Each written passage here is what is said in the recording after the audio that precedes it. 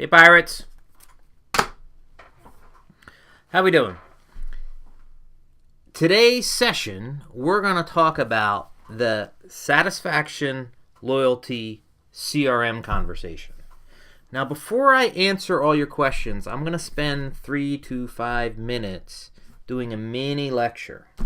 Okay, and some of this mini lecture will answer some of the questions that are here, but also sets up the whole conversation.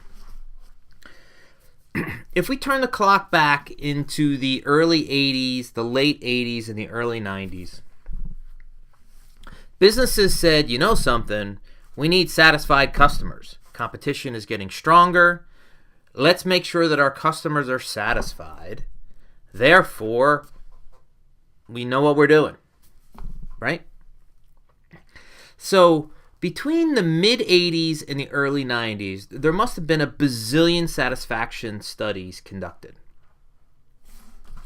And by the early to mid-90s, the results kept coming back again and again and again and again. And the results look something like this. Satisfaction is important, but satisfaction's not enough. And probably that's how I want you to remember this. Satisfaction is necessary but not sufficient. That's probably the best way for you to think of it. Satisfaction is necessary but not sufficient. Let's talk about that.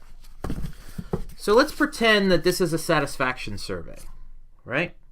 How satisfied are you with your particular restaurant? And it's a 10-point scale, just like this article talked about 10-point scales. 1, 2, 3, 4, 5 is the midpoint, 7, 8, 9, 10. This is a normal distribution curve. You guys had statistics in your MBA program and in your undergrad program. This is a normal distribution curve, meaning that the greatest number of results are in the middle, 5, 6, 7, 5, 4, 3, and that 80% of all the responses fall within the midpoint of the distribution. It's a normal distribution. The dotted lines are the deviations. 95%, or what's 80% is 95. This is one deviation. I could have did another set of dotted lines that said 95% of all responses fall within 2 deviations of the mean. The mean is the average in the middle. Okay? So this is what a satisfaction survey result should look like. Okay? You want to see what they came back as?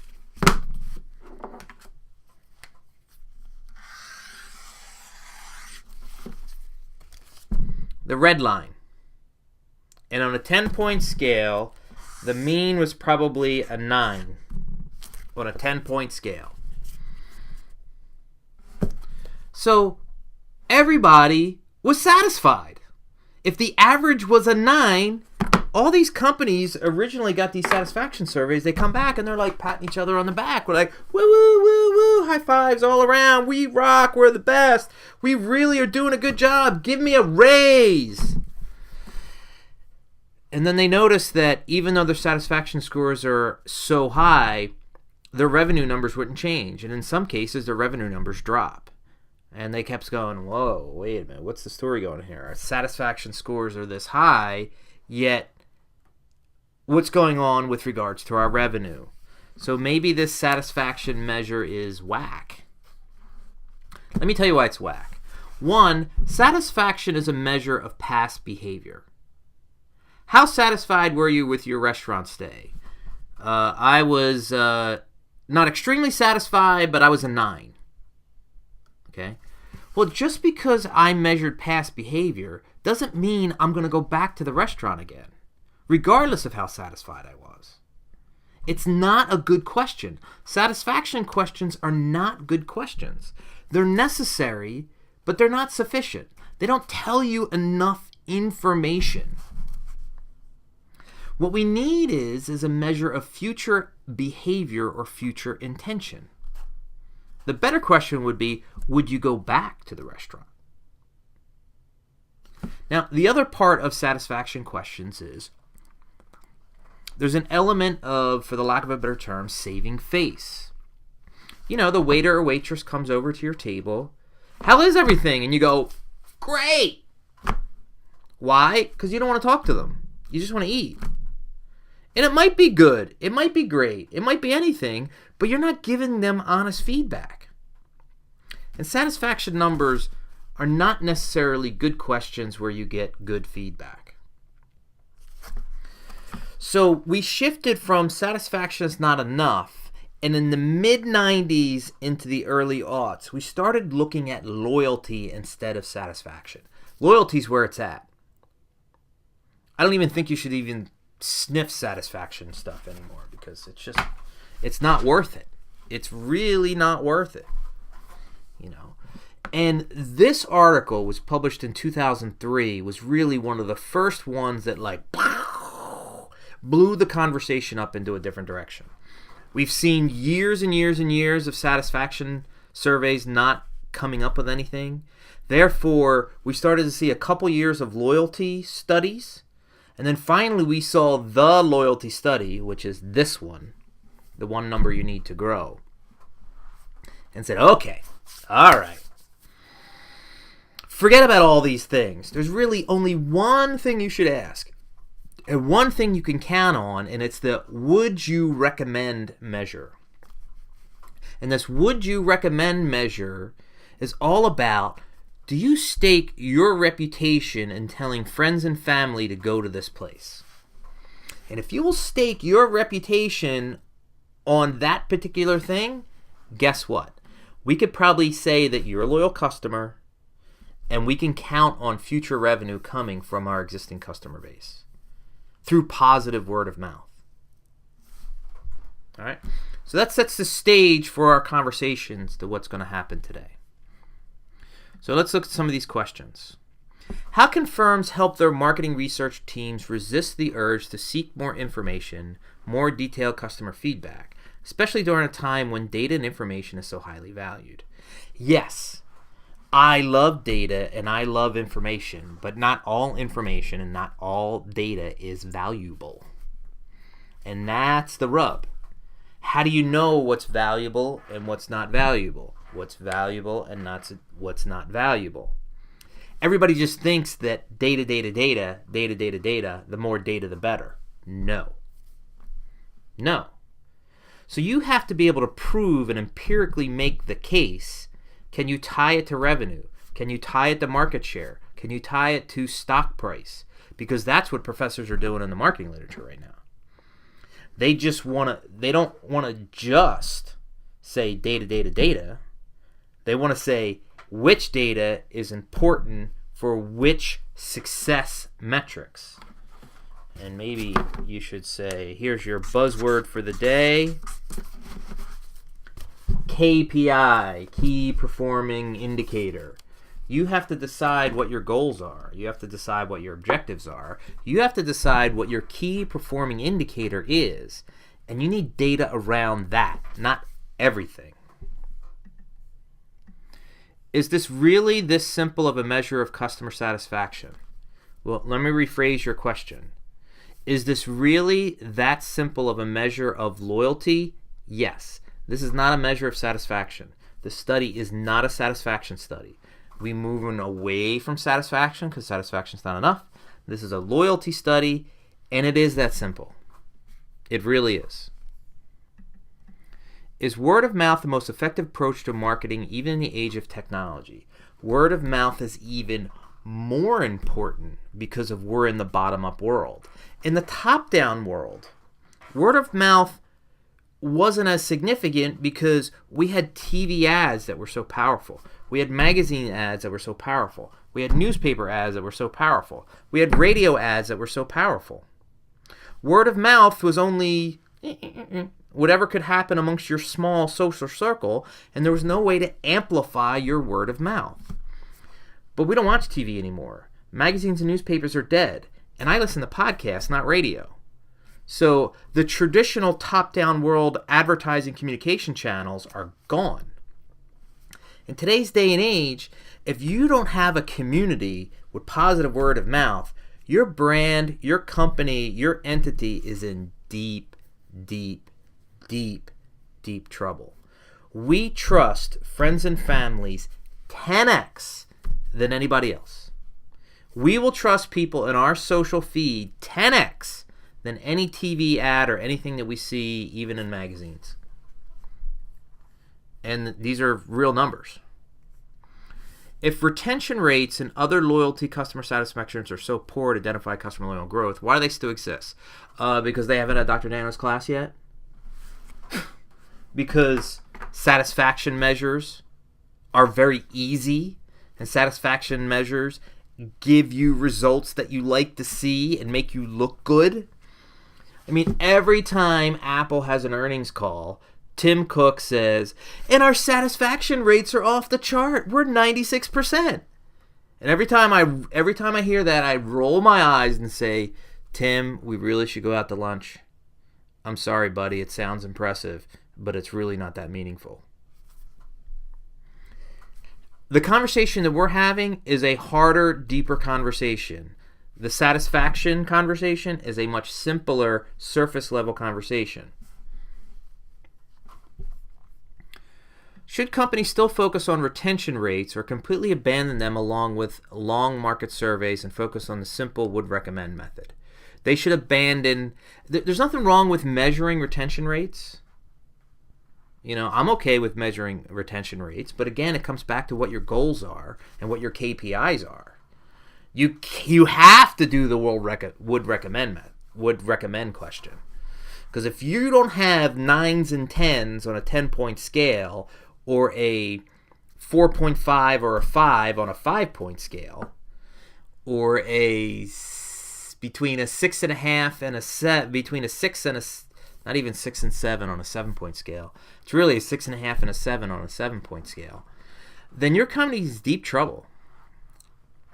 Deep trouble.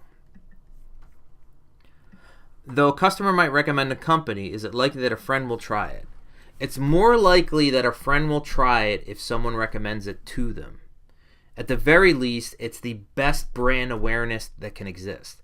I mean, none of you guys have started a blog in the last 12 months. Maybe, okay, let me scratch that because I know a couple of you have.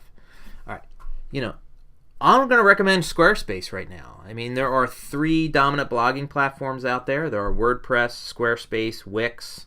You could say Blogger. Okay, I'll give you 4, right? I think Squarespace is the best one going. And guess what? That's not the one I'm using. I'm using WordPress, which is the most common of all the blogging platforms. But if you're not technically competent and you need to start a blog and you need your blog up and running in under 2 hours, you're going to use Squarespace. Now, that's coming from me. If you have to look into this, where do you think you're going to start now? You're going to start with Squarespace. Is there really a difference between customer satisfaction and the would recommend model? Yes, I've already explained that. Because satisfaction and approval has a lot to do with the would recommend product. It's necessary but not sufficient. It doesn't have a lot to do. It's related. It's like a second cousin. But they're not brothers and sisters. No. In Enterprise's model of promotions to customer feedback, how can the company trust that customers are given honest opinions? Well, that is an issue with survey research. Now, when someone comes to a table and asks you, how's everything doing, that is a more biased scenario than an anonymous, no one's looking over your shoulder and you're just responding to questions. It's like when you go to the car dealership and the car dealership goes, you're going to get a phone call in like less than in a couple days asking about how your customer service was here at the Toyota dealership. I only get promoted if you give me a 10. Here's my kids. I no joke. The car dealership that I go to literally has a picture of his kids in one hand and a copy of the survey in the other, like this, asking for satisfaction, for the dealership. Yeah, sure, I'll give you a 10. I don't care, whatever. But it's not real. It's not real data.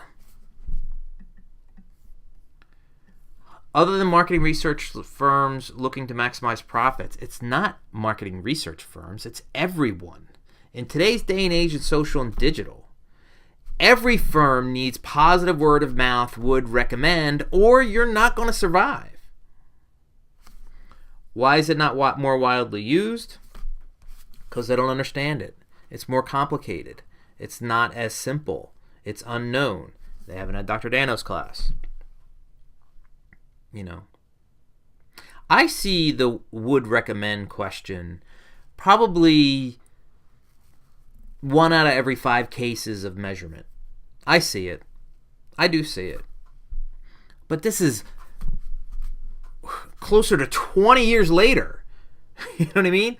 This article came out and the book came out in 2003. It's going to be 2023 in 4 years. All right, next article. Unlocking the mysteries of your customer relationships. Here we are back in that satisfaction loyalty conversation, right? Because we want existing customers. Look, the tenets of CRM. Why CRM? Why do we even care about CRM, customer relationship management? Well, existing customers tend to buy more than a first-time customer. More as in dollar value and more as in sharpening cart size. More as in frequency of purchases. This is real data, okay?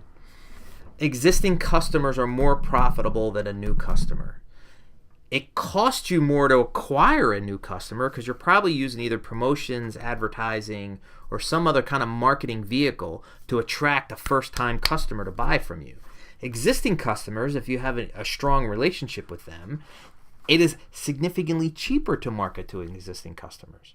And they buy more, and then they buy more frequently. And more importantly, vis-a-vis the first article, existing customers that are happy, that are loyal, do pro-social behavior, such as positive word of mouth. Every one of you watching this video has taken a friend or a family member to a restaurant you really liked. You've taken a friend or a family member to a store that you really like. Oh, you got to come with me. This place is amazing. Right? You've done that. That's why we want CRM. Now, I have some CRM caveats coming up, and they're going to come out in these questions. What kinds of questions would firms ask when analyzing data to identify what kinds of relationships they have with customers? It's kind of a vague question, but it depends on the company and what they want to accomplish. So what are they using the CRM data for? Okay, loyalty card data from your credit card might be giving you points and airline miles. Loyalty card data from CVS is probably giving you coupons and cash back. But if we go to quote-unquote CRM data with regards to Amazon, Amazon reconfigures the page and the offerings that you see based on your purchase history. Netflix reconfigures the order of what's being recommended to you and everything based on your watch history, your viewership history. So it really comes down to, when you have this mountain of data, what do you want to accomplish? Is it revenue? Is that your question? Is that the KPI? Well, if that's the KPI, then you're looking at data to maximize revenue. Because other data might be interesting, but if it's not fitting the goal of maximizing revenue, then what are you doing? Based on the findings in this article, company needs to empower marketing to share its knowledge of customers to all departments. All right. I'm very glad that this question is here. Okay. I'm going to put this in bold because you guys know what I'm going to talk about next. It's not marketing. We started with market orientation on purpose. Market orientation is about incredibly vigilant external view of customer behavior, incredibly vigilant external view of competitive behavior, and then the strong inter-firm communication to make changes. So if we have CRM data if we have this CRM mentality, it's a philosophy. It's not software. I'm going to get to that in a second. Firms that are MO have an easier time with CRM. That's how I want you to remember this. And then it's not marketing. Based on the findings in this article, companies that are market-oriented, it's easier to share the data amongst silos. I don't like silos, but it's easier to say it that way. Is this approach most companies nowadays have adopted? They think they've adopted, but no. I'd say 1 or 2 companies out of 5 on the high side. With all this information about customer habits out there, how CRM is still ineffective. All right. This is how I want you to remember this. Everybody take a deep breath. Get your yoga on. All right, you taking your deep breath? Every one of us watching this video has a friend, a family member, someone you know who's an absolute complete asshole. They just can't help themselves. They're just a complete asshole. Right? So, behaviorally speaking, they're an idiot. Does Facebook fix their assholeness? Does Instagram make them any less of an asshole? Twitter? Of course not. As a matter of fact, it probably amplifies their assholeness. And we'll leave prominent people out of that conversation. Don't want to have a politics conversation. So what happens is you have a company that is not market oriented. And they think this technology over here, this software and this hardware, is going to fix their assholeness. They're not customer oriented. They're not market oriented. And let's spend $2 million, buy this software, and it'll fix us. And then they buy the thing, and then instead of doing what Amazon does and Netflix does, they just use the CRM system to spam us. They're not using it to learn from us. They're using it to just throw deal after deal after deal after deal after deal at us. And as a matter of fact, I hate the people that do that. It pisses me off. They're not giving me anything unique. They're giving everybody that. CRM is a philosophy. It's not software. That's what you should write down. Why are companies not more in tune with their customer frustration, since relationships should be their main priority? Because they're not market oriented? Because they don't care? Because they're internally focused? Because the KPI that's going to get their bonus is more about, okay, you're going to get your bonus if you move 450,000 units this quarter. Okay, let's just figure out ways to push 450,000 units out there, or whatever the KPI is. The KPI should be, how do we learn from our customers and find out what they want and give it to them? That's a CRM question. That's a market-oriented question. But most companies don't have their goals and priorities and KPIs in terms of an MO framework. So they do less optimal things. They don't care about their customers, and they don't listen. And even when they try to listen, because it's not a key KPI for them, they don't care. For every Zappos, there's 100 companies that's not Zappos. For every Amazon, there's 1,000 companies that are not Amazon. Other than cost factors, why are companies so hesitant to hire experienced data analysts? Well,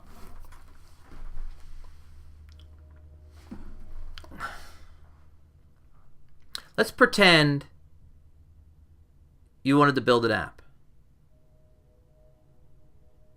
Okay?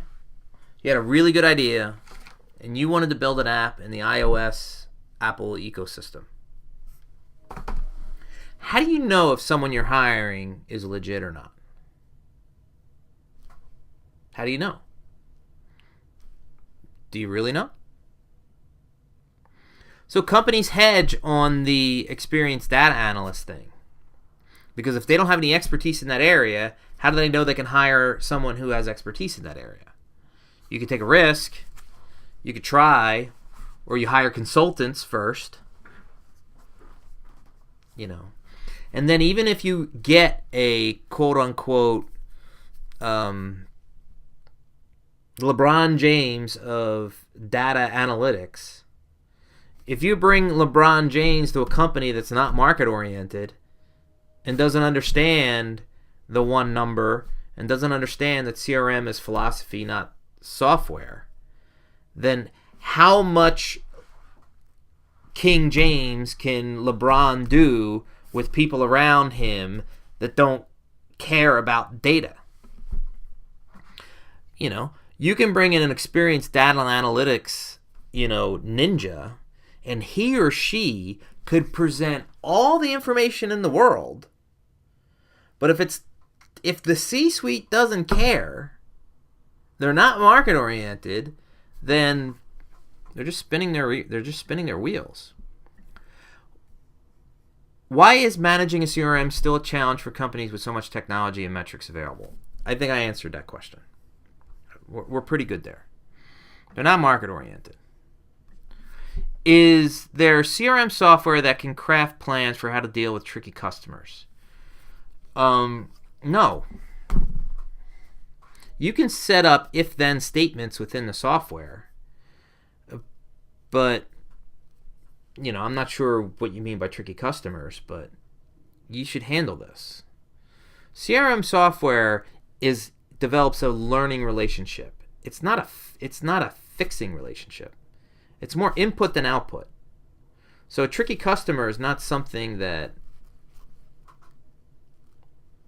No. Not in the way I envision it, no. Are there teams of professionals at a brand to respond to customers? You bet there are. Or at least, Dell now versus Dell when I was your age. Remember, I'm old as dirt. When I was getting my MBA, we talked about Dell the way we talk about Apple today. Dell was amazing. Amazing. I had a Dell. I bought a Dell. That was actually almost the same time that Apple was going like this and Dell was going like this at one point.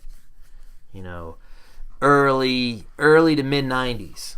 Apple was really in a bad spot until Steve Jobs 2 came back. Okay?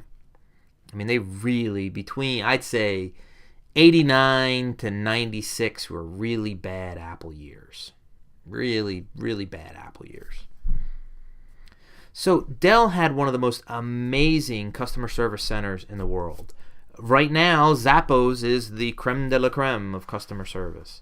But there are many good customer service brand interactions out there, and I think it's easier to do now than it's ever been done before because we have social media listening software that can make this happen. What is the price of this software, and is it worth it? Oh, I could curse a lot and say how much it's worth it. I almost just did. So it really is a function of... let me pull something up because I was just looking at prices. There's 100 companies out there. Okay? Brand 24. This is one right now. Go to Brand 24, go to their YouTube page, and watch a couple 2 or 3 minute videos. Brand 24, Tracks, Radiant 6, Sprout Social, Social Mention. I'm just doing those ones off the top of my head. And it depends on your needs and how big your crowd is. It could be as low as, $30 or $40 a month, or it could be as high as $1,500 a month, depending on the size, the number of brands, the number of interactions, the size of your social following. But for a company like Coca-Cola, they're already spending like $3 or $4 million a year for Nielsen and IRI data. Why not spend, $150,000 a year and get a complete raw feed of the entire internet? which is what they do.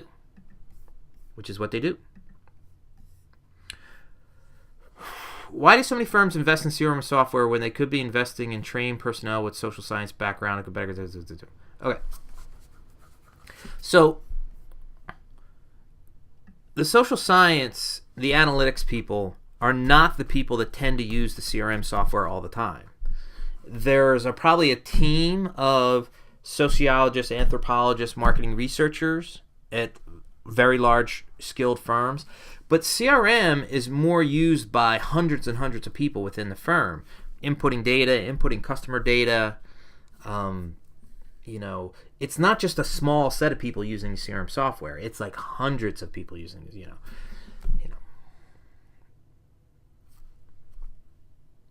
We can't limit who has access to it. More important, we can't limit who inputs the information.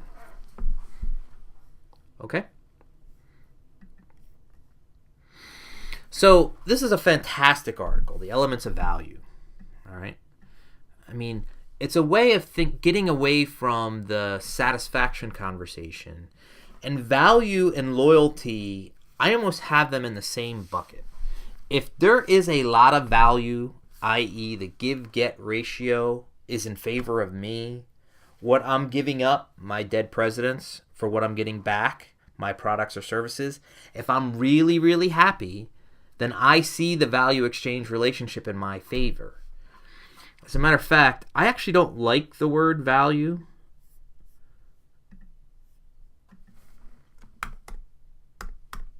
This is the word I like more than anything else. WIIFM. What's in it for me?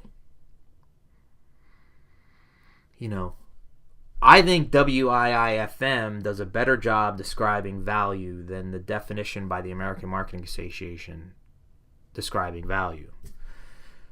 What's in it for me? If there's something in it for me, I care. If there's nothing in it for me, I don't care. If I care, I might give someone dead presidents. If I don't care, I'm definitely not giving someone dead presidents. Right? So this is a very detailed, rigorously researched paper on Maslow's hierarchy on steroids. You guys all had organizational behavior. Every one of you have already done Maslow's hierarchy. This is a significantly more detailed study of Maslow's hierarchy. What is the best way for a company to go about adding new elements to their products while ensuring they add to their business value? That is a fantastic question. So I'm going to answer this in a digital way, in a Web 2.0 way. And I'm going to go back to Brand 24. Because Brand 24, I can get anything. I could, just like when you go into Google and you put in keywords to get results, I can go into Brand 24 and put in keywords and information gets pushed to me about my brand. Okay, here look, let's see, clients, products, pricing, resources, case studies. You should look at the case study, top 10 digital marketers. All right, let's see what they have for the top 100 digital marketers. Download report. Okay, I'm not going to download a report right now. But I can learn about not only the conversations, the tag cloud around my brand, I can learn about it. I can learn all about my competitors as well. I may think I know what my brand means to my customer base, but then I can go into Facebook and listen to the raw feed. When I say the raw feed, the API, I don't need to be a friend of yours to see what people are posting on Facebook about my brand. If I'm paying for it through Brand 24, through Tracks, through Social Mention, I get it all. Facebook, Twitter, Google, Instagram, I get it all. My products, my competitors' products. Now, you notice how I'm saying this? This is a very market-oriented mentality to do that.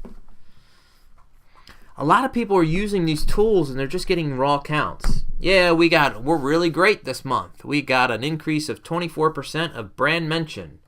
We got an increase of 34% of likes.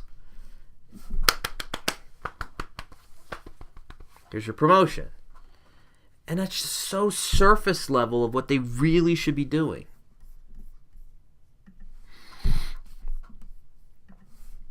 As technology continues to evolve, could other elements be added to the pyramid? Sure. If so, some of the existing elements could be obsolete. Now, a lot of these elements are, I don't know what you would say, how did I describe them? Okay. In a previous video, I think I talked about, as much as I would love a Tesla, I don't need a Tesla. I need transportation. Okay? And the need for transportation in 1905 meant a horse. You ended up with a horse. It was Henry Ford to say, okay, can we make a better horse? Yeah, he did. It was called the Model T. Right? So, sure, technology evolves, but how you use a different technological fix, but the need is still the same. I need safety. I need comfort. I want a feeling. I want to like one of the most highest order of the elements of value. What did they say? Like self-identification. I mean, I started this video with this, right? I identify as a pirate. I'm servant leader. The identity of Seton Hall and my identity kind of start blending like this. That's a higher level thing, and how we achieve that in the future, technologically speaking, might be different, but the need is still the same. The article used an example of Apple having 11 elements, which allows them to charge premium prices. What are all the 11 elements? Just look at the higher part of the pyramid. I mean, the further you're up on the pyramid, the more you can price differentiate.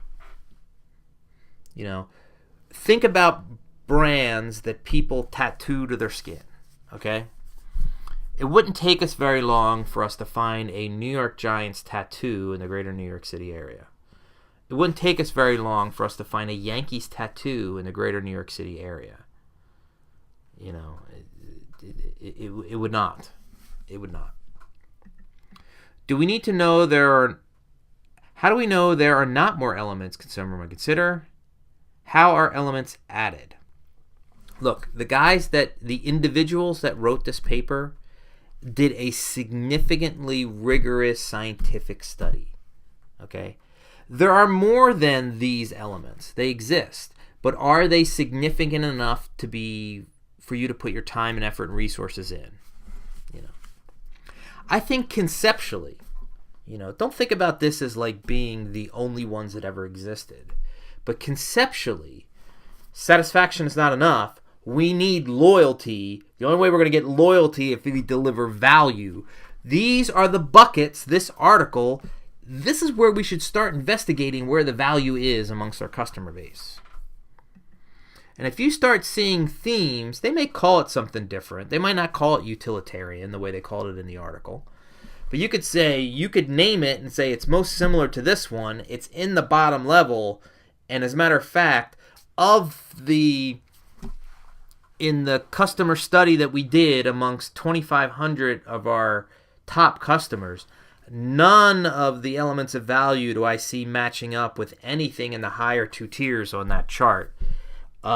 That's when you throw the red flag. You got a problem. Are companies really getting feedback from customers to determine which elements they fulfill or choosing elements to do? All right. That's the cool thing about using a social media listening platform. You get the positive feedback without having to ask for it. This is feedback that people every day, someone's looking for, where should I go on vacation? And one of the keyword terms for the greater New York City area that you're investigating is vacation. And people in the greater New York City area, for some reason or another, keep saying Jamaica, Jamaica, Jamaica, Jamaica, Jamaica, Jamaica, Jamaica, Jamaica. No one's saying Grand Cayman, Grand Cayman, Grand Cayman, Grand Cayman, Grand Cayman, Grand Cayman, Grand Cayman. That's how you're getting the feedback. They're volunteering in today's day and age when word of mouth is digital and we can see it and they're volunteering it. It's easier for us to be more market oriented than ever before. People still aren't. Pisses me off. Is there any way that all industries can incorporate the element? Yeah. Yeah, I think we kind of went through a couple examples here. I think we kind of did. We're good there. How can companies include elements that are not in their top 5 into their business? Well, if there's an element that you want or you want to aspire to move up the quote-unquote food chain, then you need to make that a goal within your organization. Look at Stillman, okay? One of our mission statements is concepts into practice, which means bringing the real world into the classroom. We do it all the time. So much so that we actually measure it. The number of non-faculty that are in the classroom, the number of guest speakers, the number of presentations, the number of times faculty go out into corporations, the number of field trips, the number of all kinds of, and that's why. So you have to see within your business which values you would like to strive for. Therefore, you make it a goal and you measure against it. All right. So this is a cool article. And this gets into that conversation like the Brand 24 conversation is, okay, we can start exploring what is the value of a like, i.e., how much weight can we put behind this positive word of mouth? Okay? All right, let me hit pause for 1 second. Stop. All right. I'm in a site called Daily Motion. Daily Motion is YouTube for Europe. It was created in France. But it's very much like YouTube.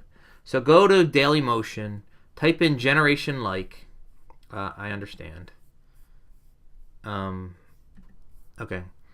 When you type in generation like, the first thing comes up, you see this free will. Go to free will. This was a PBS documentary. It's the easiest way to get you to see this PBS documentary without firewalls and pay and all this other stuff. Okay. And when you go into this PBS documentary, where's the timeline?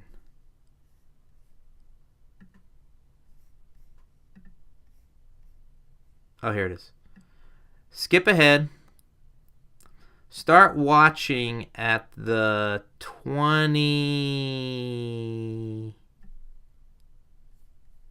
Views does your stuff get? The video with the most views, of course, is like it has Steven in it. 27. So that one has like 38. Around the 29-minute mark. Currency.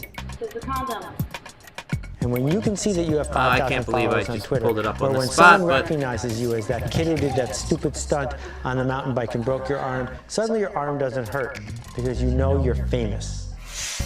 Everybody here desires to be famous. Facebook famous. Instagram famous. The most popular person on YouTube. It's way easier to become famous for something outrageous. Girls will post like half-naked pictures. Make a video. So you need to watch this 5-minute segment from here. You want to be liked. Will this get likes? It's all about likes. But how much fame is enough? Does the quest for likes and TV shows like Homeland, We start with a research. building up his nonprofit foundation, or other more profitable pursuits? I now understand that understanding how You to gotta quantify watch that this. value is But I'm huge. teasing you with It like is a little the coolest preview. thing, pretty much since sliced bread. Maybe it makes sense that Oliver's company is called The Audience, because in the end, that's what he's selling. And remember, the audience is you. You. So I get social media, and I use social media to promote my career so that I can get to the point where I have a social media network that I sell. That's exactly right. You are your own media company. 100%. That's every single person's goal. All right, now watch them explain this. Ready? Watch this. It's all very transparent. It's all very obvious, you know. Obvious and transparent, or simply invisible? Want to see how it actually works? Take a look inside the offices of TVGLA, a social media marketing agency just outside Hollywood. So we're brainstorming on the superhero movie, and of course our target, millennials. TVGLA has promoted movies like Wolverine and The Expendables, and TV shows like Homeland. We start with a research and strategy phase where we really dig into who that audience is, and then we figure out how that audience uses social media to communicate. It also sort of asks people, which power would you want? And then this is going long. This is not. I'm trying to find the exact thing that I want to show you. Using that audience in the way that you want to use them in order to see. I can see pretty much I'm at the in real 31-minute mark. What those objects are doing. This picture, coming home from work, luckiest dude in the world, of him and his newborn puppies, reached 5.4 million unique people with 8.9 million views, right? With 377,000 stories generated about it. And so, you know, the list kind of keeps going on every time he talks, and sometimes twice a day, 3 times. All right, so pay attention. These are the raw numbers, okay? But then let's see what he can do with those raw numbers. Today, he's reaching 3 to 6 million people. Now, if I'm a brand, right, then you want to be in this some business. Of this. Absolutely. How much does it cost me? It is going up. Literally, our business has done that in the last 5 months. I mean, show me what kinds of products or brands. Right here, right here, followers, right here. Like. So if I go in and start looking at this platform, and there they are. There they are. The likes. Dissected, analyzed, and in Oliver's hands, monetized. If you start looking at beauty and health, for instance, you know, it's origins, right? That makes total sense. Origins. If you like Ian and you like a product or brand, Oliver knows. 6.7% of the Origins audience interacted with Ian Summer. This is the value of a like. If you like me, and in my crowd that reaches, you know, I'm talking about this actor, 7 figures, the most popular brands amongst this crowd are this brand, and this brand.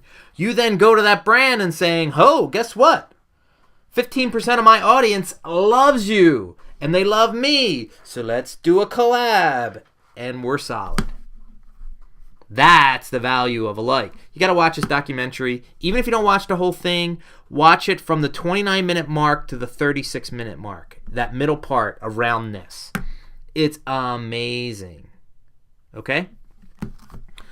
Is there value in B2B companies investing in social media marketing? I just gave it to you. Absolutely, positively, yes. Can the marketing approaches just based on the finding be applied to other social media outlets? Of course, of course, of course, of course. Because of the API, the automatic programming interface, I can see the raw feed for Instagram, for Twitter, for Facebook, and I can use a listening tool like Brand24, like Trax, like Radiant 6.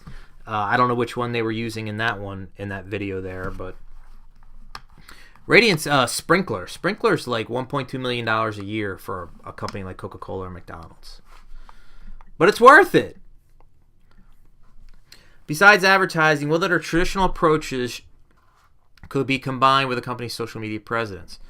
Well, you can have integrated marketing communication where the traditional top-down ads mash up theme-wise to social, or you can use traditional ads to drive traffic to social. Because traditional ads, you really don't know who's watching, but once you get them locked into the digital ecosystem, then you do know. You do know. Does the engagement on organic posts hold less weight than boosted posts? To be perfectly direct, I'm going to knee-jerk reaction and answer this one. I don't think the API distinguishes between organic versus boosted. Okay? Now, we tend to boost posts to get them in front of more people, but once that boosted post gets in front of more people and more likes appear, the likes are then organic from a boosted product. So I wouldn't, this is not church and state here. This is more or less the same thing. Should all posts be boosted or just the most important popular ones? Just the most important popular ones. And what good marketing companies do is they tend to A/B test. And then they put a little bit of money amongst the 5 ideas that they think would work. They do a 3-hour test in the morning or 24 hours. They do it with a small subset of their audience. And it finds out that this one and this one are, without question, have the most virality around them. That you don't necessarily know why, but they do. Put the money behind those two. This is exactly what Trump's campaign did for about 4 to 6 months. In the morning, they would run about 120 campaigns. They would see which 2, 3, or 4 resonated the most. And in the afternoon, they would drop a lot of money into those and boost the bejesus out of them. What does this study on Facebook really affect? Yeah, it does. We're using Facebook as an exemplar, but we could have the same conversation where we're talking about Instagram or we're talking about Twitter or Snap is a little different, but we're relatively talking about the same thing. So many companies are using Facebook now instead of a website. I do not recommend this. When I click on a company's page and bring their Facebook, I'm almost turned off by that company. That could be just you, but Facebook is extremely prominent. Do you think having Facebook instead of a real website is beneficial? No. Facebook is a media property you don't own. You cannot control everything related around that. And if Facebook ever changed their terms of service on you, and they do it on a monthly basis, they can. They don't need your approval. And what if they started charging you for the 5.5 million people following you on Facebook? Then what? Where if you would have started your own blog on WordPress or Wix or Squarespace, and you own the blog and you own the email list using MailChimp, then nothing can happen to you. Did any of the studies focus on the Shop Now feature on Instagram? The Shop Now feature on Instagram is brand spanking new. Just this past week, they added a PayPal feature to it. I haven't seen that much data yet on the Shop Now feature of Instagram. But given the size and popularity of Instagram, I think it's probably solid. In a couple of weeks, you're going to get one about Pinterest, and wait till you see how powerful Pinterest is. The correlation between an actual pin and an actual purchase. It's way better than 50-50. Ring true on social platforms, did that. What about comments on a post? Well, comments is still positive word of mouth. Comments is still something that I can get data on.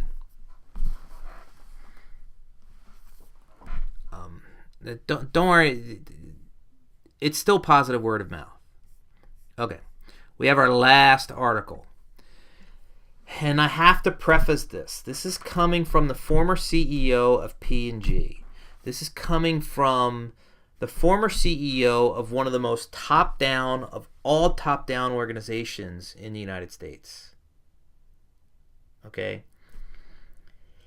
And especially, he's coming from a consumer packaged goods environment, a CPG, meaning that nothing they sell is ever direct to customers. It's always going through a massive retailer like a Walmart, a Target, a Walgreens, a Kroger, or a CVS. Okay? So, he has a different take. And I included this article because I don't agree with it. Is the concept of cumulative advantage well known within the marketing field? Yes and no. He uses the term cumulative advantage. As a matter of fact, Jim Collins uses the term flywheel. Flywheel is well known within the marketing field. And yes, there is I don't know about cumulative advantage, competitive advantage. Even P&G has a hard time maintaining, The better term instead of cumulative advantage is sustainable competitive advantage. Is probably better than cumulative advantage. If so, why do companies often succumb to rebranding in an effort to maintain competitive advantage? Well, again, this is consumer product goods. They just need for there to be a little bit of newness to catch someone's attention. Change the label on Tide so people, oh, look, it's a little different. That's it. It's really not that strategic. Can we assume from the findings of this article that brand innovation or reinvention can negatively affect the revenue of such brand? It can, but consumers want new, in the consumer product good world, consumers like novelty, but if you alienate them, there's a problem. I mean, Campbell Soup at one point went bananas redesigning their label. They didn't do a slight tweak. They did a major tweak, and it really freaked everybody out to the point that their sales dropped. Okay. When is it appropriate to reinvent a brand? Well, when the revenue is going in the wrong direction, when your market share is going in the wrong direction, when your back is against the wall. Really. If you're losing retail shelf space, it's time to reinvent the brand.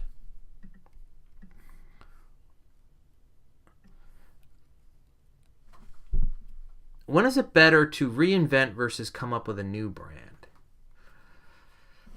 I'm more in favor of a new brand and a new story and a new message when it's a new category. I think it's easier to reinvent a brand or reposition a brand than it is to create a new brand where there's no... We're going to talk about branding. This is a good conversation to ask again. Actually, is it next week? I think it's next week. Easier to reposition a brand than it is to create a new brand. How do companies with little shelf space for their products compete with other recognizable products? Okay. Let me give you a Dr. Dano Digital Web 2.0. They don't put their stuff on the shelf space. Now, when you are in a consumer products good world, you're in a supermarket, a CVS, a Target, a Walmart. Shelf space is the battleground. You pay lots and lots and lots of money for slotting fees to be on this shelf versus this shelf versus this shelf. You pay lots and lots of money for this much shelf space versus this much shelf space versus this much shelf space. If you don't have the financial resources to compete head to head, well, you do it digitally in today's day and age. You really do. You go to Amazon. Or you start your own blog and you go direct. That's probably the best way to do it. Or you partner with one of the big 800-pound gorillas like Nestle does with Pepsi. And Nestea makes tea, but Nestea does not have shelf space in the soft drink aisle. So they pay Pepsi a pretty large fee for Pepsi to distribute their product. It's another way to do it. Other than by logo, can user interface and brand messaging? How can brands build familiarity and cumulative advantage? Now, again, in a consumer products world, the CEO of P&G, his assumption is, guess what? You always got to come into the store. I think that assumption's getting blown out of the water, to be honest with you. I don't think we have to go into stores as much as we used to. Right? So you need to build familiarity and some kind of sustainable competitive advantage in other ways. You could do it through an app. You can do it through a blog. You can do it through content marketing. You could do it through advertising. You could do it that way.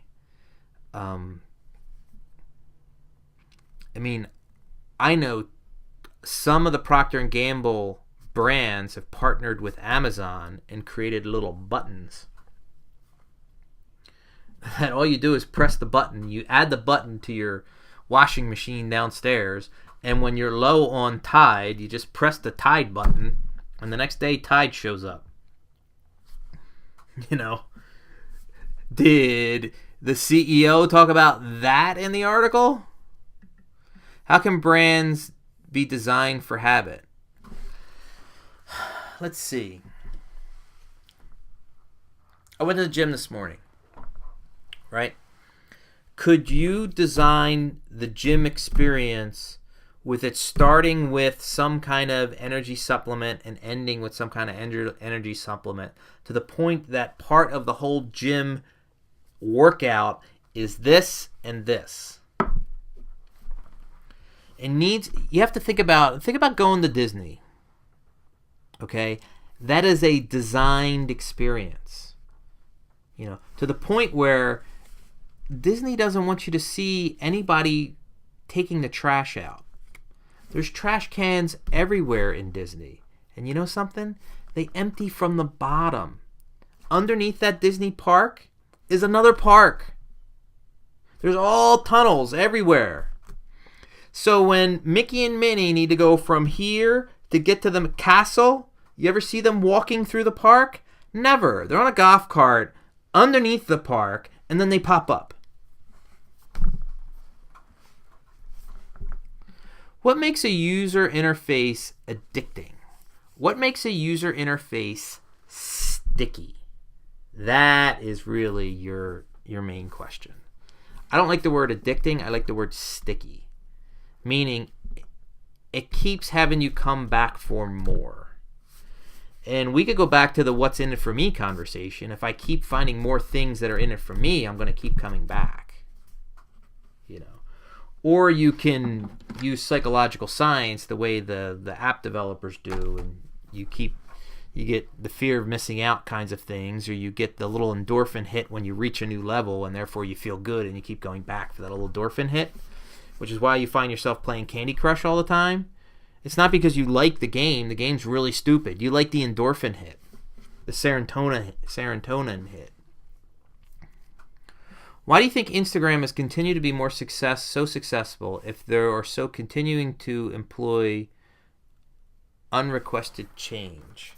Okay, and let me see if I understand this question. Why do you think Instagram has continued to be so successful if they are continuing to employ unrequested change? I mean, they're making changes without us asking for it. Okay, that's probably what you're asking here. I don't know. I think Instagram's having its moment. They've had a good 12 to 18 months where they put a lot of distance between them and Snapchat and Twitter. And they are the new compared to Facebook, which is the old. So they're having their moment to the point where we like it a lot and we're in there a lot. And it's part of our habit. Instagram keeps making changes to help them in monetization efforts. Eventually, we're going to get just as pissed off as them as we are currently with Facebook. You know, their algorithm sucks. We liked Instagram more 2 years ago when they didn't have the algorithm, remember? Do you think successful competitive advantage can be a balance between both consistency and change, rather than just one or the other, like Netflix in the article? Yeah, okay, I'll agree with you there. I mean, Netflix has a way of that balance of giving you more of what you want and then also making changes for things that you don't know that you want but you think you want. And they make a lot of that. You want to talk about a company that uses a lot of data analytics to make decisions. Netflix is probably, one of the top three. Amazon is 1. No one's better than Amazon. I'd say Amazon, Google, Netflix. Top three. For the retailers, I would say Target, CVS, Kroger are probably three of the best. How do you prevent consistency from becoming monotonous and boring? We like familiarity. We like things that we like. We like a little novelty, but not too much novelty.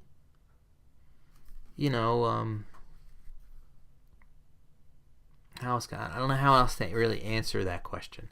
We value consistency more than anything else. There's people that say new, exciting, and they still, if we did a real scientific study, consistency would come back more significant than they would say. Is rebranding an effective way for a company to distance itself from a misstep or strategic mistake? Yeah, New Coke, classic of all classic screw-ups. And that was not something they planned. They did plan it. It was a strategic idea, and they screwed it up. Look, all companies screw it up. Apple screws it up. Next week, we're going to see Apple do their big dog and pony show on Apple TV, and they really screwed up Apple TV. I mean, you want to talk about a category that they've had no headway in. Can we as marketers honestly believe that consumers are naive enough to forget a situation simply because our packaging, colors, motto has changed? No, we're not naive enough, but we're forgiving enough. I mean, you guys are young. You don't remember Saab completely screwing up. You don't remember Volvo completely screwing up. You don't remember. But over time, they have proved themselves to be worthy to be back in the conversation. So I would say we're not naive, but we're forgiving. But you have to earn that trust back. In a scenario in which a company pricively aggressive from the start, how can it increase its chances of considered revenue will not be maximized? In a scenario where company has aggressive pricing from the start, how can it increase its chances or increase its price considering revenue will not be maximized? Well, you can have price aggressiveness and then you can offer more and offer it at a higher price. The axiom we pay what we get for is true as the day is long. Was that two metaphors in one sentence? You can maintain your price point on one particular thing and it could be very aggressive, and then you can offer another product, service, or offering at another price point if you offer more. I mean, just look at the hotel chains. You can go from Marriott Courtyard to Marriott Bonver something and pay $1,200 a night, and have the artwork switched in your room. Hope that answers your question. I know this was a little long, but very good questions, and I had to give you some background with regards to SAT Loyalty CRM. If you have any other particular questions, shoot me an email. Thank you for your time. Thank you for your energy. Go watch that Daily Motion documentary. It's worth it. Stop recording.